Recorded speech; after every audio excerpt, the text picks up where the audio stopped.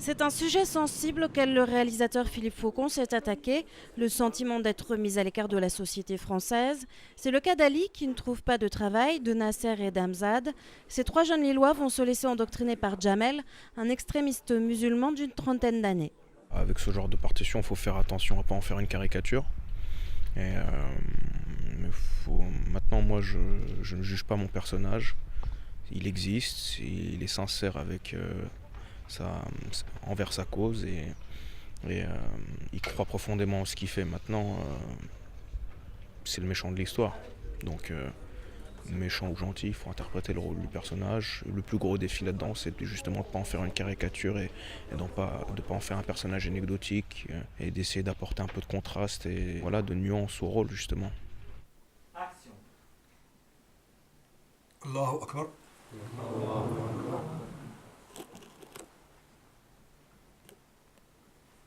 Allahu Akbar. Mais avant le premier clap du film, le réalisateur a dû se battre pour imposer son long métrage. Il a fait face au refus de certaines municipalités de l'accueillir et aux réponses négatives de plusieurs chaînes de diffuser son film. Mais le Nord-Pas-de-Calais, terre d'immigration, et le CRAV ont suivi son projet. Un fils perdu se déroule à Lille et a été tourné en grande majorité dans les cités de la métropole lilloise et de Marseille, avec parfois des reconstitutions de décors.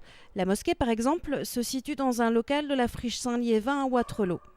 Le problème des mosquées, au-delà d'expliquer ce qu'on y fait, il faut avoir les autorisations et que les mosquées sont utilisées de manière générale. Donc, ce qui veut dire qu'il faudrait déjà se caler sur les horaires de prière, ce qui n'est pas évident pour nous, il y a au moins 4 ou 5 prières pendant nos heures de tournage, donc ce qui impliquerait d'arrêter le tournage et de recommencer, ce qui n'est pas simple pour nous en fait. Donc le meilleur compromis, effectivement, c'est du coup un décor qu'on maîtrise complètement, même s'il faut le reconstituer. C'est là que Jamel convertit Nasser, Hamza et Ali à la prière musulmane. Et pourquoi c'est important que tout le monde joue le jeu sur ces plans-là? Parce qu'on va à chaque fois chercher des choses sur vous. Pour cette scène, une soixantaine de locaux ont participé au film, bien au-delà de la figuration. Philippe Faucon s'est en effet inspiré de leur vécu et de celui des comédiens pour enrichir son scénario. Allez, bien le silence partout. Et moteur demandé.